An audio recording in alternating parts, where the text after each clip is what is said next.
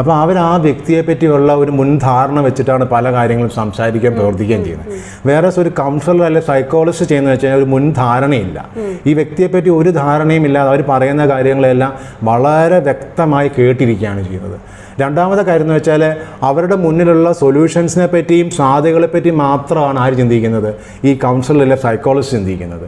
ഒരിക്കലും അവരുടെ ഒരു പ്രശ്നത്തെ പറ്റിയല്ല ചിന്തിച്ചുകൊണ്ടിരിക്കുന്നത്. വേറെ പ്രശ്നം ഈ ഉള്ള ആൾക്കാർ, അത് ക്ലയൻറ്റ് വരുന്നതെന്ന് വെച്ചാൽ എപ്പോഴും ഒരു പ്രശ്നത്തെ പറ്റിയായിരിക്കും ചിന്തിച്ചുകൊണ്ടിരിക്കുന്നത്.